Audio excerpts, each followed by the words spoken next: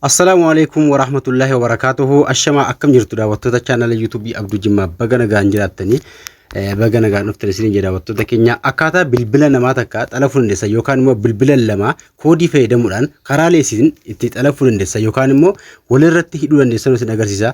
Egaa bilbila namaa takka yookaan immoo bilbila kan keessan lama yoo ta'e haala itti isin bilbila walirratti hidhuu dandeessan yookaan immoo xalafuu dandeessan isin agarsiisa.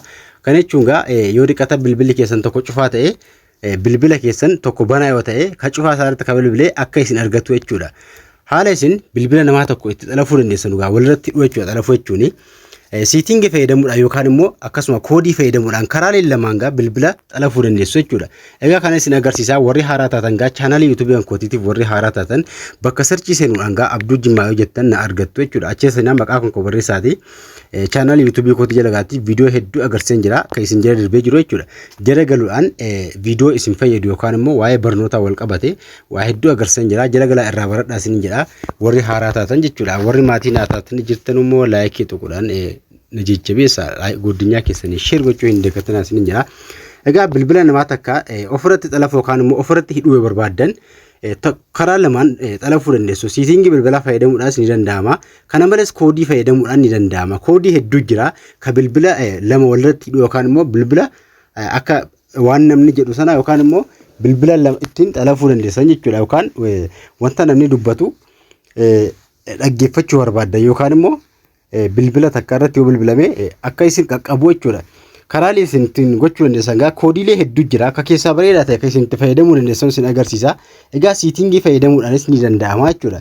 Kanaafuu awwala koodii fayyadamuudhaan bilbila namaa takka ofirratti hidhuu akka isin dandeessanu fakkeenyaaf bilbilli kan keessan hidhamuu isaa yookaan immoo namni xalafee jiraachuu isaa maaliin beekuu dandeessu. Kana malees haala kamiin ofirraa hiikuu dandeessu isa jedhu isin agarsiisa. Bakka bilbilaa yookaan immoo bakka dawwalaa eega seentanii jechuudha. Bilbila keessan irraa gaa bakka dawwalaa yeroo seentan fakkeenyaaf lakkoofsa bilbilaa keessanii namni hidhatee jiru yookaan immoo xalafee jiraachuu maaliin beektu mallattoo hurjii kana kaa'uudhaan haala kanaan kan keessaniituma masraalii keessanii eega dawwaltan jechuudha. Sim kaardii bilbila irraa qabdan isinii baasa. Sim kaardii bilbila irraa qabdan isinii baasa. Sim kaardii keessaa filattan sim kaardii homa ka shakkitan jechuudha. Eega filattanii haala kana isinii baasa xalafamee hin jiru jechuudha.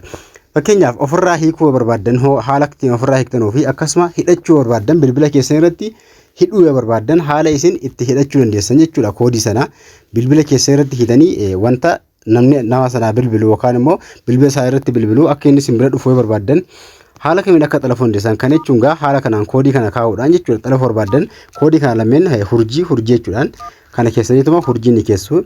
Koodii kana eega barreeffattanii lakkoofsa bilbilaa sana kana namni irratti bilbilaa jiru sana akka isin qaqqabu barbaadan lakkoofsa bilbilaa sana koodiin kun kabarraa'u qabu gaa bilbila abbichaa irratti ta'uu qaba. Asirratti bilbila nama xalafuu barbaadanii sana irratti barraa'u qaba jechuudha koodiin kun. Koodii kana gaa bilbila isaa irratti barreessuudhaan lakkoofsa abbichaa eega barreessitanii kaatanii jechuudha. Lakkoofsa abbichaa eega fixxanii dhumarra maslaalii kaa'uudhaan itti dawwaltu yeroo tokkitti eega dawwaltanii kaatanii dhibbatti isin hidhamee jira lakkoofsa keessa irratti jechuudha. Eega hidhamee jira jechuudha. Kanaafuu yeroo kana namni abbaa sanaa bilbilu isin bira dhufuu danda'a isin birallee. Kana malees namni wanti isin haasoftu dhaggeeffachuu dandeessu jechuudha. Haala kanaan lakkoofsa isin naqxanii fixxanii dhumarratti maslaalii keessu jechuudha. Hurjii 20 takka hurjii jettee lakkoofsa abbichaa naqxanii dhumarratti maslaalii keessanii haala kanaan waan abbichaa bilbilamu dhaggeeffachuu dandeessu jechuudha. Haala kanaan egaa haala kanaan xalafuu dandeessu. Kana malee ammas ofirraa baasuu yookaan immoo ofirraa hiikuu yoo barbaadan namni isin xalafee yoo jiraate haala kamiin akka ofirraa hiikuu dandeessan kan jechuun gaa bakka dawwalaa kana eega seentanii maslaalii gulama kaa'uudhaan 20 takka jettanii tumayyuu dhumarras maslaalii keessanii ofirraa hiikuu dandeessu jechuudha. Haala kanaan lakkoofsi isin xalafee yoo jiraate kana yoo keessanii ofirraa hiikuu dandeessu jechuudha. Karaa lama illee ofirraa hiikuu danda'ama. Haala kanaanis hiikuu dandeessu. Karaa biraallee karaalee isin ittiin ofirraa hiikuu dandeessantu jira jechuudha. Karaa biraa karaa isin dandeessamuun maslaalii gulama kaa'uudhaan gaa 00 keessaniituma lakkoofsa lama kaa'uudhaan haala kanaanis to'achuu yookaan immoo ofirraa hiikuu dandeessan bilbila keessan akka namni akkasiin dhaggeeffanne jechuudha. Haala kanaas ni baasa. Haala kanaan ofirraa hiikuu isin dandeessu jechuudha. Haala kanaan koodii fayyadamuudhaan gaa haala kanaan bilbila takka xalafuu yookaan immoo ofirratti hidhachuu dandeessu jechuudha. Giddeetaa wanti isin gochuu qabdanu lakkoofsa abbichaa irratti yookaan immoo abbaa xalafuu barbaadan irratti koodii kana barreessuu qabdu jechuudha. Giddeetaa ofirraa hiikuun kan keessa irratti ofirraa hiikuu dandeessu garuu xalafuu barbaadan bilbila abbichaa ta'uu qaba jechuudha. Kanaafuu siitingii fayyadamuudhaan immoo haala kamiin xalafuu dandeenya isa jedhuu fi siitingii bilbilaa fayyadamuudhaan bakka dawwalaa seenuudhaan gubbaarra tuqaa harka mirgaatiin tuqaan sadii ni jirti. Gubbaa kana tuqaa sadii eega tuqxanii siitingii bakka jedhe kana ni tuqxu yeroo takkaaf jechuudha. Bakka siitingii kana eega tuqxanii haala kanaan isinii baasa. Yeroo inni haala kanaan isinii baasee sablimeet kan jedhu ni jira asirratti. Sablimeet service bakka jedhe kana yeroo takkaaf ni tuqxu jechuudha. Achirra yeroo isin tuqxan gaa haala kanaan gara fuula duraa isin oofaa jechuudha. Haala kanaan gara fuula duraa isin oofaa. Yeroo isin gara fuula duraa xangaa haala kanaan isinii baasa. Yeroo inni haala kanaan isinii baase asirratti maal gochuu qabdu siitingiilee hedduu jira. Bilbila sim kaardii lama waan keessaa qabuuf siitingii kana naa baasee jira.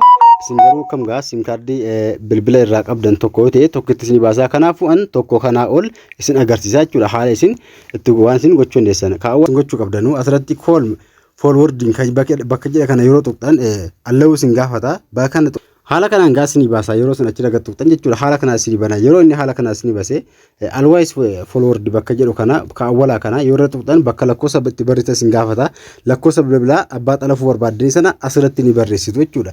Bilbila kan keessan asirratti barreessitu yoo dhiqata bilbila namaa xalafuu barbaaddan bilbila abbichaa harkaa fuudhuudhaan lakkoofsa keessan bakka kanatti barreessitu jechuudha. Bilbila abbaa xalafuu barbaaddanii harkaa fuudhuudhaan bakka kanatti lakkoofsa keessan ni barreessitu jechuudha.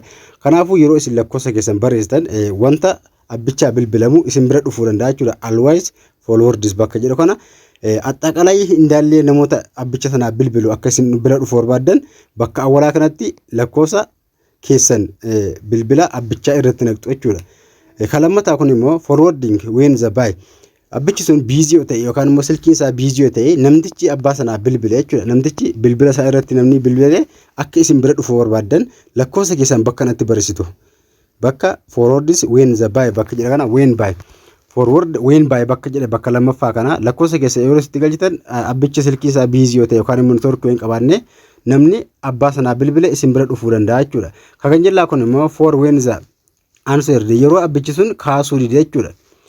For when the answer yeroo abbichi bilbila kaasuu dide akka isin bira dhufuu yoo barbaaddan bakka kanatti lakkoofsa keessan naquudhaan hordofuu dandeessu jechuudha. Lakkoofsa keessan bilbila abbichaa irratti eega naqxanii bakka kana abbicha kennitanii biraa baatu bilbila yoo adda adda jiraatanillee abbicha yeroo silkii isaa cufaa ta'e isin bira dhufaa jechuudha.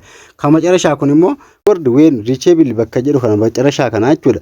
Forward when reachable bakka jedhu kana immoo yookaan lakkoofsa bilbilli abbichaa sun yookaan bakka namtichi abbichaatti mokkoraa sun yookaan abbichi sun bakka networkii yoo hin jirre akka isin bira dhufuu barbaaddan isin kana keessaa takka filattu abbichi network bakka networkii yoo hin jirre bilbila keessa irratti akka bu'uu barbaaddan kan arfaffaa asirratti yoo inni kaasuu dide karaa lammaffaa immoo abbichi biizii silkii isaa biizii yoo ta'e ka tokkoffaa immoo axxaqalay hunduma isaa walumaa qabatti hordofuu barbaaddaa kan jedhu kana sadeen kana keessaa takka filachuudhaan gaa yookaan immoo arfeen keessaa bilbila keessan bakka sanatti yoo naxxan jechuudha. Namtichi abbicha sanaa bilbile yookaan silkii isaatti bilbilame yoo isin bira hin jirrellee bilbila keessan irratti bu'aa jechuudha. Haala kanaan yoo